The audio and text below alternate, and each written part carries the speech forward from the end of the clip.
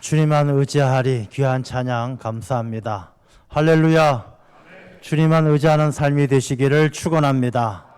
주님을 의지할 때에 우리의 질병도 고쳐주시고 모든 일을 주 안에서 형통케 하실 줄로 믿습니다. 오늘 주시는 본문의 말씀은 신명기 32장의 말씀은 모세의 마지막 설교의 내용 가운데 있습니다. 모세는 이제 이스라엘 백성들을 떠나서 하나님의 부르심을 받기 전에 이스라엘 백성들에게 간절한 마음으로 하나님의 말씀을 대언하는데, 오늘 본문의 말씀은 옛날을 기억하라, 역대의 연대를 생각하라, 내 아버지에게 물으라, 그가 내게 설명할 것이요, 내 어른들에게 물으라, 그들이 내게 말하리로다. 이렇게 말씀을 시작합니다. 모세가 기억하라, 생각하라 이렇게 말씀하시는 이유가 무엇이겠습니까? 아마 이스라엘 백성들이 잘 잊어버리기 때문에 그런 것 아니겠습니까? 잘 잊어버리니까 잊지 마라, 기억해라, 생각해라, 그렇게 권면의 말씀을 하고 있는 것입니다. 사람들은 망각의 동물이다라고 이야기합니다. 망각의 동물이다, 망각의 존재다라고 이야기하는 것은 잘 잊어버린다는 의미만 담겨 있는 것이 아니라, 이 망각의 동물이다라는 말에는 사람이 잊고 잊지 않는 것이 그 사람의 존재 가치를 결정한다, 이런 의미가 담겨져 있습니다.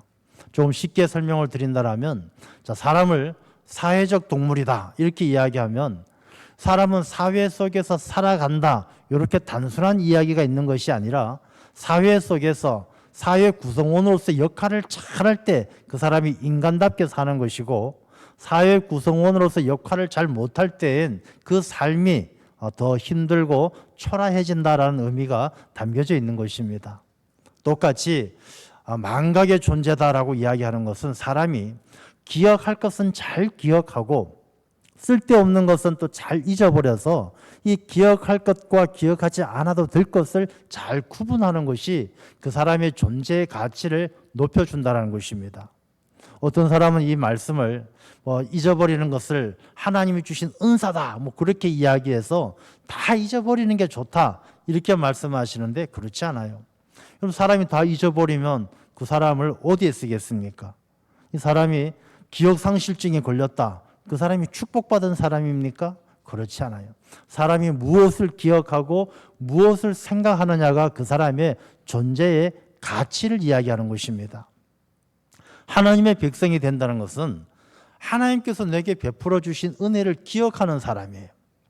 하나님께서 나를 향하여 어떤 계획을 가지고 계신지를 늘 생각하는 사람이 바로 하나님의 사람인 것입니다.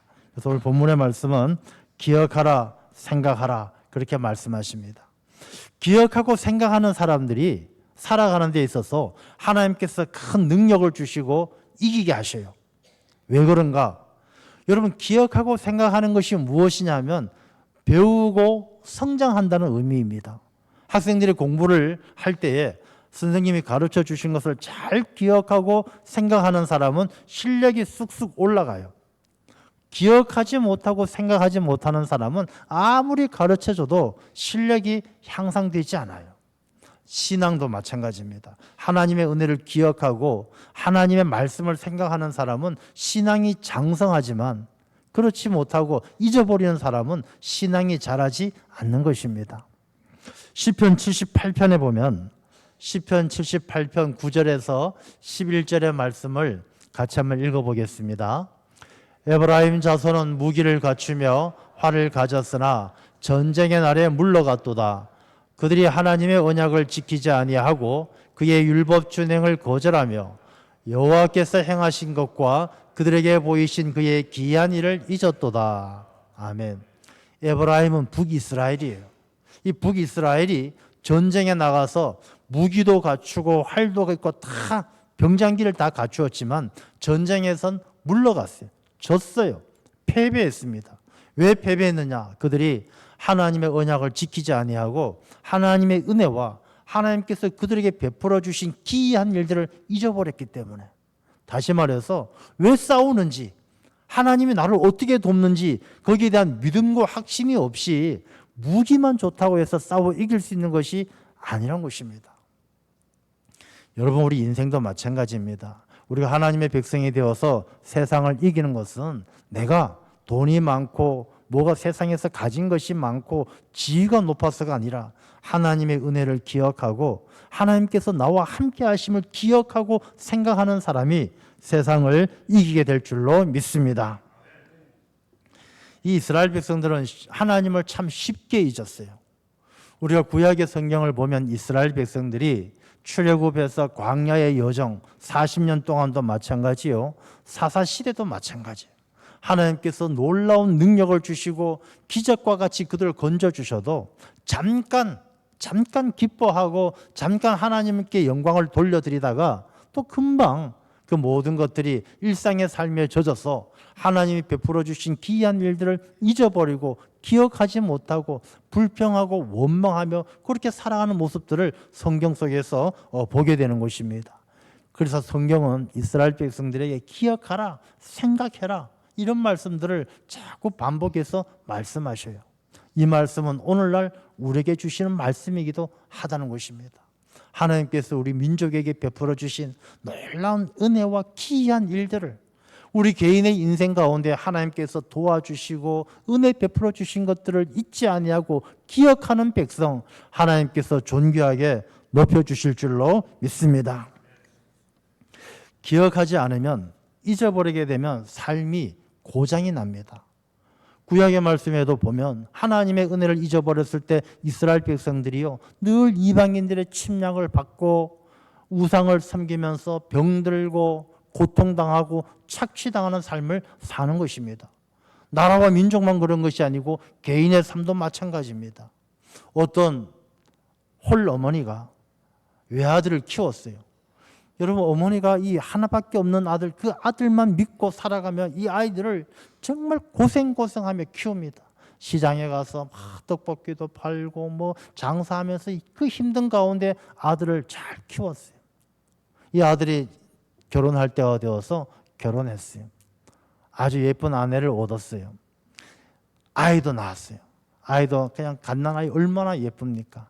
그러나 여러분들 다 잘 알다시피 아들 자식 다 소용없듯이 이 아들도 장가를 가서 이 어머니의 사랑과 어머니의 은혜를 잊어버리고 그냥 자기 아내와 자기 새끼밖에 모르는 거예요. 자기 애기밖에 모르는 거예요. 그러니 이 며느리가 어느 날부터 어머니하고 고부간의 갈등이 생깁니다. 이 아들은 이 고부간의 갈등 속에 얼마나 불편하겠습니까? 점점 아내 편을 들다 보니까 어머니하고 거리가 멀어집니다. 가정이 불행해지고 가정이 늘 다툼이 그치지 않습니다. 어머니가 그래, 나 때문에 너희들이 불편하다라면 내가 나갈게. 내가 집을 나가서 혼자 살게. 집을 나가기로 마음 먹습니다. 아들아, 엄마 간다. 예, 가세요. 아들은 어머니가 가도 내다보지도 않습니다. 아들을 한 번이라도 마지막으로 얼굴이라도 보고 싶은 어머니가 방문을 열어보니 아들이 자기 애기 2살짜리 그 조그만 갓난 애기 너무너무 예쁘잖아요. 그 애기 재롱을 보면서 아이고 아이를 얼르면서 그 자기 애기만 쳐다보고 있어요. 어머니가 아들에게 물어보죠. 아들아, 네 새끼가 그렇게 예쁘냐? 당연하죠. 그 어머니 몰라서 물어요. 나도 너가 자만할 때 나도 그랬다. 내가 너를 위해서 너가 얼마나 예뻤는지 그때 그 자기 아들을 생각하니까 말문이 막히는 거예요.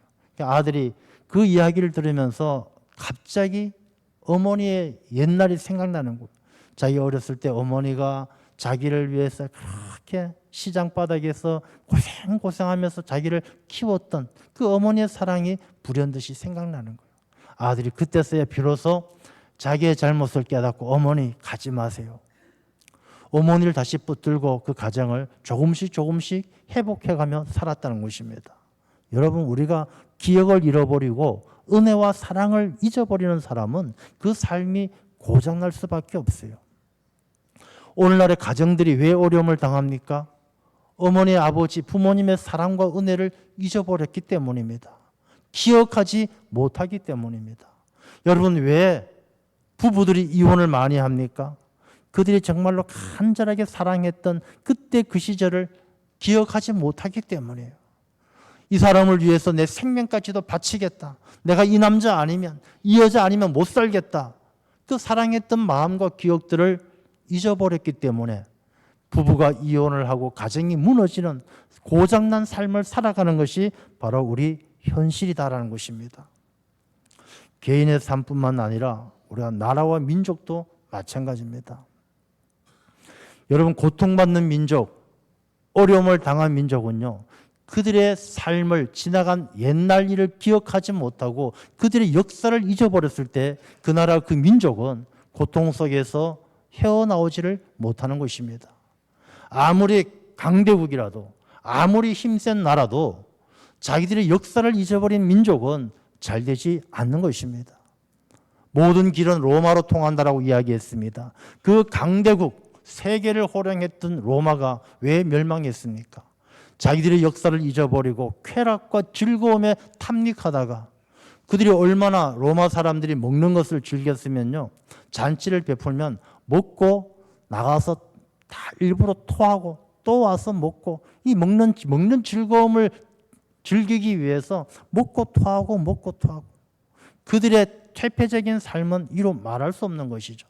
로마인들의 퇴폐적인 성향은요, 오늘날과 비교할 수 없을 정도로 그렇게 타락하고 쾌락에 빠져 있었던 그 로마는 세계를 지배했지만은 역사를 잃어버린 그 나라는 망하고 말았던 것입니다. 우리나라도 기억해야 될 일이 있습니다. 우리가 다음 주면 6월 25일입니다. 6월 25일은 6.25 전쟁이 있었던 날이죠. 이 6.25 전쟁을 우리가 앞으로 일주일, 이번 한 주간 지나면 6.25 전쟁을 73주년을 이제 기념하는 73주년이 되는 해입니다. 제가 이 한 주를 앞두면서 또 이 말씀을 같이 상고하면서 우리가 옛날을 기억하라, 연대를 기억하라, 역사를 기억하라. 저는 이 6.25 전쟁을 한번 생각해 보면 답답한 마음이 좀 있습니다. 어떤 설문기관에서 초등학생들을 대상으로 6.25 전쟁에 대해서 물어보았습니다. 6.25 전쟁이 어떤 전쟁입니까? 하고 아이들에게 물어보았습니다. 아이들의 40%가 넘는 아이들이 조선시대 전쟁입니다 라고 이야기합니다. 어떤 한 30%의 아이들은 한국과 일본이 일으킨 전쟁입니다. 한국과 일본 사이에 일어난 전쟁입니다. 여러분, 6.25 전쟁에 대해서 다음 세대가 몰라요. 다음 세대가 모르고 지나가는 것입니다. 여러분, 우리가 이 대한민국에 살아가는 사람들이 6.25 전쟁이 발발한 지가 73년이 되다 보니까 대부분의 사람들이 전후 세대입니다. 전쟁을 모르는 다음 세대가 아니라 다른 세대가 되어가고 있다는 것입니다. 이 전쟁을, 6.25 전쟁에 대해서 우리가 다시 한번 기억하고, 왜? 6.25 전쟁은 끝난 전쟁이 아니라 지금도 계속되고 있는 전쟁이에요. 우리가 역사를 기억하지 못하고 역사 속에서 하나님께서 들려주시는 음성을 듣지 못한다면 그 나라와 그 민족은 미래가 없는 것입니다. 오늘 본문의 말씀 가운데 7절 말씀에 보면 아버지에게 물으라, 그가 내게 설명할 것이요, 내 어른들에게 물으라, 그들이 내게 말하리로다 그랬습니다. 아비와 어른은 다음 세대에 생각하고 기억할 수 있도록 역사를 말해줘야 될, 이야기해줘야 될 책임이 우리에게 있는 것입니다. 요즘 초등학생들이 6.25 전쟁을 조선시대 전쟁이라고 이야기한다고, 참 걔들 공부도 안 하고 지질이 못났다. 걔들만의 잘못이 아니란 것입니다. 우리 어른들의 잘못, 어른들에게 물어라, 아비에게 물어라. 아비와 어른들이 다음 세대에 이야기해주고 그들이 기억할 수 있도록 말해줘야 한다는 것입니다. 여러분, 6.25 전쟁은 우리 민족끼리 싸운, 남한과 북한이 싸운 민족 상잔의 비극이에요. 우리 민족끼리 싸운 비극적인 전쟁이죠. 자, 그럼 우리 민족이 지금 몇 명입니까? 8천만 명이에요. 북한에 한 3천만 명이라고 보고 대한민국에 5천만 명이라고 본다면 8천만의 우리 민족이 지금 살아갑니다. 8천만 민족 가운데 6.25 전쟁을 북한이 남한으로 쳐들어왔다는 남침이라고 생각하는 사람과 남한이 북한으로 쳐들어간 북침이라고 생각하는 사람이 어느 정도 될 것이라고 생각합니까? 여러분, 6.25 전쟁이 북한이 남쪽으로 쳐들어왔던 남침과 남한이 북쪽으로 쳐들어갔다는 북침과의 그 숫자는요, 놀랍게 5대 5, 절반이에요. 놀랍지 않습니까? 우리 민족이 8천만 우리 민족이 살아가는데 6.25 전쟁에 대해서 생각하고 있는 게 북쪽으로 쳐들어갔다 남쪽으로 쳐들어갔다 반반이에요. 생각해 보세요. 북한의 3천만은요, 다 남한이 북쪽으로 쳐들어왔다고 알아요. 3천만 명은 남한이 북한으로 쳐들어왔다고 알고 남쪽에 5천만 명 가운데 한 1,000만 명 정도도 그렇게 알고 있는 거예요. 제가 중학교 때 제가 중학교가 아니라 우리 아이들이 중학교 때 나한테 한번 그런 얘기했던 기억이 나요. 6.25 전쟁에 대해서 이야기하는데 이 6.25 전쟁이 남한이 북한으로 쳐들어갔다는 이야기를 선생님이 하더라는 것입니다. 그때 전교조에서 나온 교과서 가운데도 그런 내용이 실려 있었어요. 이 젊은 세대들, 어린 세대들, 6.25를 알지 못하는 세대들이 그렇게 생각하는 사람들이 있다는 것입니다. 국민의힘에 태영호라는 국회의원이 있죠. 북한에서 외교관 출신으로 있다가 우리나라에 와서 국회의원까지 된 그분이 태영호라는 분입니다. 그분이 예전에 인터뷰할 때 그런 말씀했어요.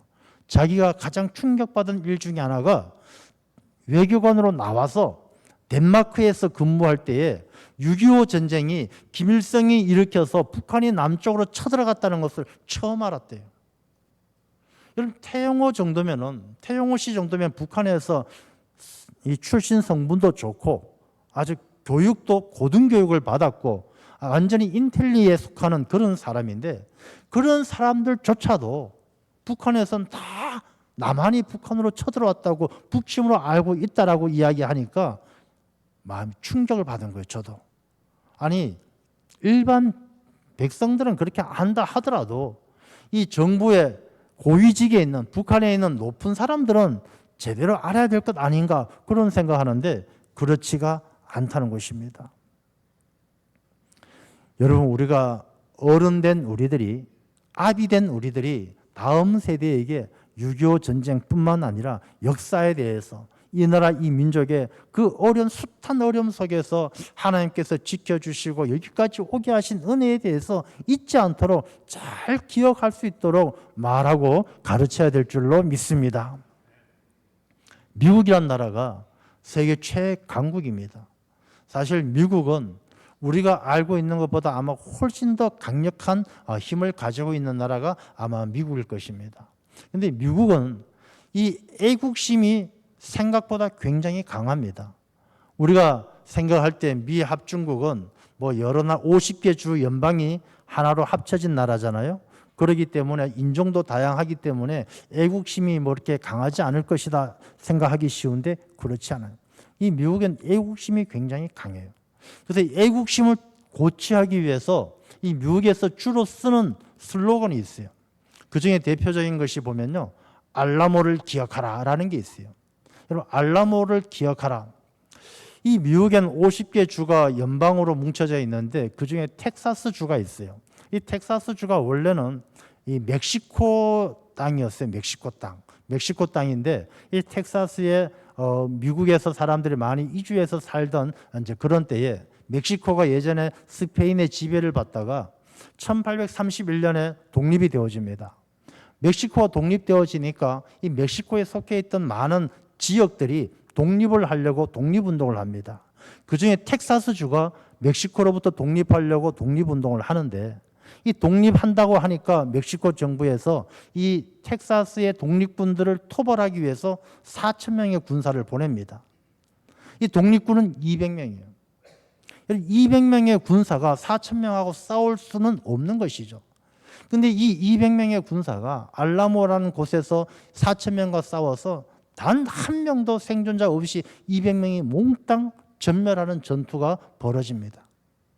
이 200명의 독립군이 죽고 나니까 이 텍사스 주에 있는 이 주민들이 알라모를 기억하라는 구호를 외치면서 다시금 독립군들을 만들어 가지고 마침내 멕시코로부터 독립을 얻어내게 되는 것입니다. 단 한 사람도 포기하지 않고 항복하지 않고 200명의 군사들이 전멸하기까지 싸웠던 그 독립정신을 잊지 말자는 것이죠. 그 다음으로 나오는 것이 뭐냐면 이 알라모를 기억하라 이어서 나오는 것이 진주만을 기억하라. 진주만은 어떤 일입니까? 1941년 일본이 하와이에 있는 이 진주만 미군 기지를 폭격하는 거 아니겠습니까? 이 일본이요, 자기들이 배에다가 비행기를 한 400대 싣고 와서 이 하와이에 있는 이 미군 기지 400대가 돌아 작전명을 가지고 이 비행기가 함대에 갖다 들이받아 가지고 자폭하면서 이 미국을 공격했던 것이죠. 그때 미군 군사들이 2,500명이 죽게 되는 것입니다. 여러분, 그렇게 죽음으로 말미암아 이 미군이 그때까지만 해도 전쟁에 참전하지 않았는데 이 전쟁에 참전하는 것을 결사 반대했던 것이 공화당이었어요. 당시 대통령이 루즈벨트였는데 공화당이 전쟁에 참전하는 걸 반대했는데 진주만이 폭격당하고 나서 공화당의 야당 의원들이 루즈벨트 대통령 앞에 충성서약을 하고 저 일본을 박살내자고, 일본을 가만둘 수 없다고 전쟁에 참여해서 결국 그 일본에다 핵폭탄을 투하해서 전쟁이 2차 대전이 미국과 연합군의 승리로 결과가 나오게 되는 것이죠. 그래서 이 미군들이요, 전쟁을 할 때 진주만을 기억하라. 가만히 있다가 당했던 이 우리가 공격받았던 그 일을 잊지 아니하고 기억하면서 끝까지 이 미국이 일본을 항복시키고 말았던 것이죠. 여러분, 알라모를 기억하라, 진주만을 기억하라. 무엇입니까? 하나님의 말씀 가운데 나오는 거예요. 옛날을 잊지 마라, 기억하라, 연대를 기억하라, 역사를 잊지 말라는 것입니다. 근데 우리 민족은요, 6.25 전쟁이 아직 끝나지 않은 전쟁이잖아요. 73년 전에 시작된 전쟁이지만 지금도 잠깐 쉬고 있을 뿐이지 끝나지 않은 전쟁이에요.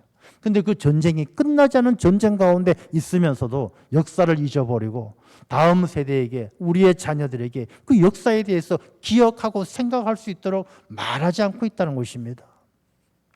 그래서 저는 오늘 우리가 이렇게 말씀을 나누면서 우리 한 주간이라도 호국 보훈의 달, 말로만 호국 보훈의 달 하지 말고 우리의 자녀들에게, 손주들에게 6.25 전쟁에 대해서, 우리나라에 대해서, 하나님의 은혜에 대해서 이야기할 수 있는 그런 시간들이 다 되기를 소망합니다. 6.25 전쟁은 잘 알다시피요, 1950년 6월 25일 주일 새벽에 북한이 쳐들어옵니다. 이 김일성, 박헌영, 김일성이 수상이고 박헌영이 부수상일 때에 이 북한은요, 폭풍이라는 작전명을 가지고 6월 25일 우리를 공격합니다. 전곡, 포천, 춘천, 양양 이 4대 축을 중심으로 해서 이 소련 탱크 240대, 소련 전투기 170대, 북한의 인민군 병력 20만 명, 그 병사들을 이끌고 갑자기 쳐들어오는 거예요. 그 당시 우리는 한참 모내기철이라서 다들 군인들 절반이 휴가 가고 그냥 그렇게 아무런 준비 없는 가운데 북한이 갑작스런 남침으로 이 나라는 서울은 3일 만에 북한에게 넘어가고 우리 국군들은 속수무책으로 밀려서 저 낙동강 전선 부산까지 밀려납니다. 그야말로 풍전등화와 같이 이 나라가 망하게 생겼어요. 그래서 우리나라가 유일하게 기대할 수 있는 나라가 미국이었어요. 미국에다가 제발 도와주십시오, 우리나라 구해주십시오, SOS를 칩니다. 그때 미국의 대통령이 누구냐면 트루먼이었어요. 트루먼 대통령이 미국의 대통령 가운데 고졸 출신의 마지막 대통령이에요. 그러니까 사실 트루먼이라는 분은요, 대통령이 될 만한 분은 아니셨어요. 그런데 어떻게 대통령이 되었느냐? 루즈벨트가 대통령을 사선을 했어요. 그 앞에 대통령이 루즈벨트였는데 루즈벨트가 사선을 하고 네 번째 대통령이 되고 나서 82일 만에 죽어요. 그러니까 루즈벨트 대통령이 죽고 나니까 그 당시 부통령이었던 트루먼이 대통령이 된 거예요. 아마 이 트루먼이 대통령으로 출마했으면 이 사람의 여러 가지 여건으로 봤을 땐 대통령이 되기 어려웠을 거예요. 트루먼이, 루즈벨트가 죽고 트루먼이 대통령이 된 것만 해도 하나님의 놀라운 섭리가 있는 거예요. 왜? 트루먼이 한국으로부터 요청을 딱 받고 나서 뭘 했느냐? 기도하는 거예요.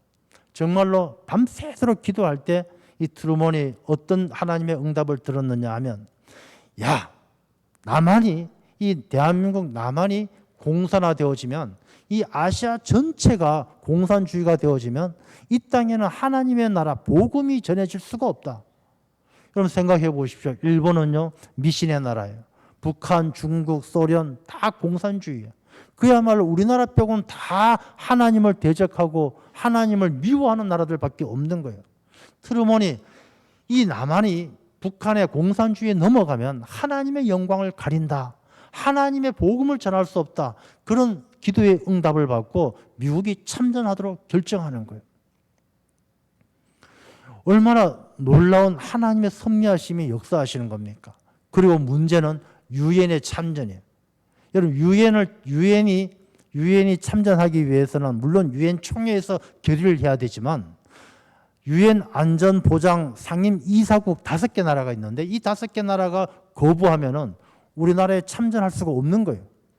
저희 5개 나라가 회의를 해야 되는데 5개가 어디냐면 미국, 영국, 프랑스, 중국, 소련. 여러분 이 5개 나라 중에서 반대할 나라가 어디겠습니까? 소련이죠. 왜? 중국이 그 당시에 이 중국이 아니라 중화민국 대만이었어요.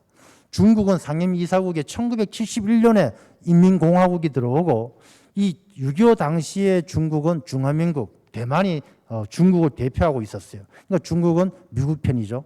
소련이 반대하는 거예요. 근데 소련이 그 당시에 소련에 여기에 파견된 유엔 대사로 파견된 사람이 누구냐면 빙신스키가 아니고 비신스키예요. 하여튼 이름도 잘 지었어요. 비신스키가 그 상임보장이사국 회의 때 오다가 뭐 차가 고장났다는 이야기도 있고 화장실이 급해서 갔다는 이야기도 있는데 어쨌든 비신스키가 비신스럽게 참석을 못한 거예요. 그래서 상임보장 안보리 상임이사국에서 소련이 기권하면서 통과되어서 유엔이 참전을 한 거예요. 여러분 이 6.25 전쟁에 그냥 우리가 나라를 겨우 지켜낸 것이 아니라 곳곳에서 하나님께서 역사하시는 거예요. 그리고 미국의 맥아더 장군, 우리가 맥아더 장군이 얼마나 믿음이 귀한 사람인지 잘 알잖아요. 맥아더 장군 아들을 위한 기도 너무나 유명하잖아요. 맥아더 장군이 세계 전쟁사에 유례가 없는 조수 간만의 차이를 극복하고 인천 상륙작전을 성공시킴으로 6.25 전쟁의 판세가 뒤집어지는 것 아니겠습니까? 여러분 6.25 전쟁은 그냥 일어난 전쟁이 아니라 하나님께서 이 나라 이 민족을 얼마나 계획하고 돌보시고 지켜보시는지 우리가 알 수 있는, 우리가 절대로 잊어버리고 기억하지 않아야 될 그런 전쟁이 아니라 정말로 깊이 생각하고 이 가운데 하나님이 우리 민족을 향한 어떤 뜻이 있는지 귀 기울여 듣지 않으면 안 될 역사 속에 들려오는 하나님의 음성을 들어야 하는 사건이 바로 6.25 전쟁입니다. 그래서 이 6.25 전쟁은 그렇게 해서 우리가 북한을 물리치고 중공군을 물리치고 이 나라 이 민족을 여기까지 지켜온 거예요. 여러분 우리가 이 전쟁 속에서 하나님의 뜻이 어디 있는가 성경 말씀을 보면 오늘 말씀 가운데 보면 10절 말씀이에요. 여호와께서 그를 황무지에서 짐승이 부르짖는 광야에서 만나시고 호위하시며 보호하시며 자기의 눈동자같이 지키셨도다. 하나님의 은혜인 줄로 믿습니다. 우리나라 이 민족이 6.25의 그 비극적인, 여러분 우리나라 사람들이요 생각보다 굉장히 잔인합니다. 여러분 6.25 전쟁을 통해서 우리 민족이 얼마나 처참했는지, 쥐를 잡아먹는 건 보통이었고 사람을 잡아먹었다는 이야기까지 있을 정도로 참 고통스러운 시간이었어요. 그 가운데 하나님께서 그래서 우리나라를 지켜주셔서 여기까지 오게 하셨어요. 그런데 그 이유가 무엇이냐? 하나님께서 6.25 전쟁을 통해서 우리가 하나님께서 곳곳에서 섭리하심을 통해서 이 나라를 지켜주신 이유가 무엇이냐? 오늘 말씀을 보면요 11절 말씀에 보면 마치 독수리가 자기의 보금자리를 어지럽게 하며 자기의 새끼 위에 너풀거리며 그의 날개를 펴서 새끼를 받으며 그의 날개 위에 그것을 엎는 것 같이 여호와께서 홀로 그를 인도하셨고 그와 함께한 다른 신이 없었도다. 저는 하나님께서 우리 민족을 독수리같이 훈련시키기 위한 역사의 한 단면이다 그렇게 생각합니다. 우리가 하나님께서 6.25 전쟁으로 끝나는 것이 아니라 그 뒤에도요 4.19 의거, 5.16 혁명, 뭐 IMF 수많은 우리 민족이 힘들고 어려운 시간들이 있었어요. 정말로 나락으로 떨어져서 끝날 것만 같았던 그런 시간 속에서도 하나님은 결코 끝까지 버려두지 아니하시고 정말로 마지막 순간에 건지셔서 하나님께서 우리 민족을 향한 분명한 계획이 있다는 것을 깨닫게 하셔요. 자, 독수리를 한번 생각해 보겠습니다. 여러분, 독수리라는 것은 이 새 중에서 제일 높이 날아 올라가면서 창공의 제왕이라고 이야기합니다. 독수리는 집을 어디에 짓느냐? 가장 높은 곳에 지어요. 높은 절벽 끄트머리, 높은 나무의 꼭대기 이런 데 보금자리를 짓습니다. 그 보금자리를 지을 때 독수리 둥지는 제일 처음에 바깥쪽은요, 굉장히 이렇게 날카로운 가시나무 같은 걸로 이렇게 둥지를 만들어요. 얽히고 설켜서 딱 둥지를 만들면 그 가시나무 안쪽으로는 이제 나뭇가지와 나무 껍질 이런 것들로 이제 단단하게 고정을 합니다. 그리고 그 안쪽으로는 자기들이 사냥한 짐승들의 가죽이나 털, 피부 조직 같은 것으로 이렇게 딱 보호를 하죠. 그리고 마지막으로 독수리는 자기 가슴에 털을 뽑아서 따뜻하게 보금자리를 만드는 거예요. 그리고 알을 품어서 새끼를 낳아서 키우는 것입니다. 근데 이 새끼가 조금 크면은 이 새끼가 독수리처럼 날아서 창공을 지배하는 제왕처럼 독수리 새끼를 키워야 되잖아요. 근데 독수리 새끼한테 야, 좀 날아봐. 안 나는 거예요. 그래서 오늘 본문의 말씀처럼 자기의 보금자리를 어지럽게 하며라는 말씀은 이 독수리가 이 새끼가 말을 안 듣고 무서워하고 두려워하니까 이 독수리가 날 수밖에 없도록 털도 다 치우고 따뜻한 거 다 치우고 가시나무만 남겨놓는 거예요. 둥지 안에 못 있도록. 그래서 둥지에 있는 것이 편안한 것이 아니라 불편해서 둥지를 벗어날 수 있도록 만드는 거예요.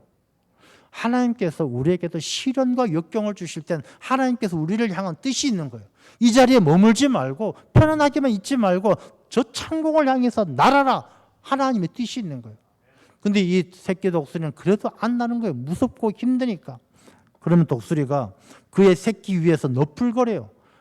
독수리가 내가 봐라. 나 이렇게 날 수 있다. 너도 날 수 있다. 가르치는 거예요. 근데 새끼는 그것도 보고도 용기가 없어요. 그러면 독수리는 새끼를 그 높은 절벽에서 떨어뜨려요. 이 새끼는 안 죽으려고 발버둥 치는데 배워본 적이 없기 때문에 떨어져서 막 끝까지 떨어지는 거예요. 땅에 떨어지기 직전에 독수리가 싹 날아와서 그 새끼를 받아서 다시금 둥지 위로 올라가는 거예요. 또 다시 새끼를 떨어뜨리고 또 받아내고 이렇게 몇 번의 훈련 과정을 통해서 그 새끼 독수리가 장성한 독수리, 창공의 제왕으로 거듭나게 되는 것입니다. 저는 우리가 기억하라, 생각하라. 뭘 기억하고 뭘 생각합니까? 내가 6.25 전쟁이나 수많은 어려움을 통해서 떨어진 새끼 독수리처럼 내가 한없는 나락으로 떨어졌을 때 우리를 건져주시고 훈련시켜주신 그 하나님을 잊지 말고 기억하라. 그 말씀인 줄로 믿습니다. 그러면요, 우리가 독수리는 세상에 대적할 상대가 없어요. 이 독수리가 하늘 저 높이 날면요, 사자, 호랑이도 상대가 안 돼요. 사자, 호랑이는 독수리 쳐다볼 뿐이지 독수리한테 손끝도 발끝도 못 갖다 대는 거예요. 독수리는 저 창공에 있다가도 저 물속에 물고기조차도 내려와서 낚아채 올라가는 거예요. 독수리를 상대할 자가 없는 거예요. 여러분, 우리가 하나님께서 나를 여기까지 수많은 시련과 역경을 이겨내고 여기까지 오게 하신 것, 독수리처럼 세상을 이기는 하나님의 일꾼 되게 하심인 줄로 믿습니다. 우리가 그런 믿음이 있으면요, 여러분들 가지고 있는 질병 아무것도 아니에요. 까짓것 독수리처럼 하나님께서 반드시 내가 나락으로 떨어져 끝장난 것 같지만 딱 건져주시는 것처럼 하나님께서 건져주셔서 치료해 주실 줄로 믿습니다. 여러분이 어려운 일들 당하고 심각한 문제가 있어서 힘드십니까? 하나님께서 반드시 건져주실 줄로 믿습니다. 하나님은 우리를 독수리로 삼으시는 거예요. 참새나 꽁처럼 그렇게 키우시는 게 아니라 독수리처럼 키우는 거예요. 이 나라 이 민족 6.25 전쟁 아직 끝나지 않은 전쟁이지만 이 역사를 통해서 우리 민족이 더 하나님 앞에 가까이 가고 더 기도하고, 여러분, 폭풍우가 몰아오면요, 폭풍우가 몰려오면은 닭은 그냥 머리 쳐박고 막 그냥 닭장 속에 숨기에 바빠요. 폭풍우가 몰아치고 바람이 불면 유일하게 하늘을 날 수 있는 존재가 독수리예요. 독수리는요, 폭풍우가 몰아쳐오면 그 폭풍우를 맞부딪히면서 그 바람을 타고 더 올라가는 거예요. 어디까지 올라가느냐? 구름 위에까지 올라가는 곳입니다. 여러분, 구름 위에 올라가면 딴 세상이 있잖아요. 이 비바람이 치는 것은 구름으로부터 비가 뿌려지지만 그 구름 위에는 태양이 쨍쨍 내리쬐고 아주 환한 좋은 날씨가 그 위에는 있다라는 것이죠. 우리가 그리스도인으로 이 땅에 하나님의 백성으로 살아온 우리가 우리 인생 가운데 얼마나 많은 폭풍우가 불어옵니까? 지금도 불어오거든요. 개인적으로는 가난이란 폭풍도 불어오고 질병이란 폭풍도 불어오고 수많은 시련들이 불어와요. 그러나 우리가 내게 베풀어 주신 하나님의 은혜를 기억하고 생각하며 내가 이때까지 살아오면서 하나님께서 내게 주신 은혜를 생각하고 기억하는 사람들은 독수리같이 어떤 질병도 어떤 가난도 다 맞부딪혀 그 위로 날아 올라가는 승리자가 될 줄로 믿습니다. 개인만 그런 게 아니라 이 나라 이 민족도 마찬가지예요. 하나님께서 이 나라 이 민족을 유일하게 분단 국가로 남겨놓으신 것 우리가 미워서이겠습니까? 우리가 훈련의 시간인 줄로 믿습니다. 여러분, 비무장지대가요, 우리 휴전선을 중심으로 해서 남북 2km인데 이 2km 안에는 이 땅이 한 여의도의 한 340배 정도 면적이 되는데 그 땅에는 이 비무장지대 안에는 이 지뢰가 수백만 개가 묻혀 있어요. 통계를 보게 되어지면 어른 발걸음으로 한 10걸음 이내에 한 지뢰가 묻혀 있으면 사방 10걸음 이내에 하나씩 묻혀 있다는 것입니다. 그리고 현재의 지뢰 제거 기술로는 이 비무장지대에 묻혀 있는 지뢰를 다 없애려면 300년 걸린대요. 그만큼 많은 지뢰가 묻혀 있어요. 무서운 이야기죠. 그런데 우리가 이런 시련과 어려움 속에서 그냥 잊어버리고 기억하지 못하고 그렇게 살아서는 안 된다는 것입니다. 우리가 하나님께서 6.25 전쟁과 수많은 역사 속에서도 이 나라 이 민족을 독수리처럼 훈련시켜서 지켜주시고 보호하신 이유가 뭘까? 이 나라 이 민족을 통해서 이 땅 가운데 하나님의 뜻을 이루어가고 세계 선교에 하나님의 귀한 도구로 사용하실 줄로 믿습니다. 그래서 우리가 다음 주가 6.25 전쟁인데 우리의 자녀와 다음 세대들에게 나라와 민족을 이야기하고 6.25 전쟁에 대해서 우리가 잊지 말아야 될 것. 여러분, 6.25 전쟁 노래 기억하십니까? 아, 이지라 어찌 우리 그날을, 뭐 그렇게 시작했던 6.25 전쟁이요, 6.25 노래가 안 부른 지가 오래됐어요.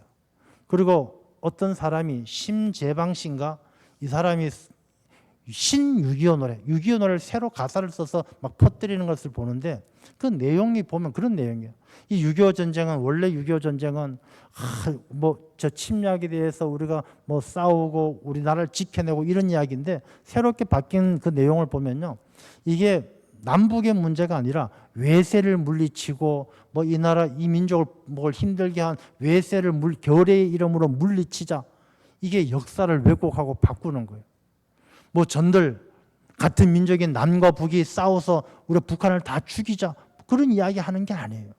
우리가 역사는 역사대로 잊지 말고 기억하고, 우리가 이스라엘 사람들이 그러잖아요. 용서는 하되 잊지는 말자. 우리가 역사를 기억하고 잊지 말고 북녘 땅을 위해서 기도하고 그들이 하나님께로 돌아오고 이 나라 이 민족이 통일되어지고 하나가 되어서 하나님을 잘 섬기고 하나님의 나라가 이루어지는 그 일에 쓰임받는 우리 민족이 되어야 할 줄로 믿습니다. 그래서 우리 모두가 역사를 잊지 말고 기억하고, 이 역사라는 것이 나라와 민족뿐만 아니라 내게 베풀어 주신 하나님의 은혜를 잊지 말고 우리가 다음 세대를 잘 준비해서 우리 모두가 하나님 나라가 이루어지는 그 일에 귀하게 쓰임받는 충성스러운 일꾼들이 다 되시기를 주님의 이름으로 축원합니다. 하나님 아버지, 감사합니다.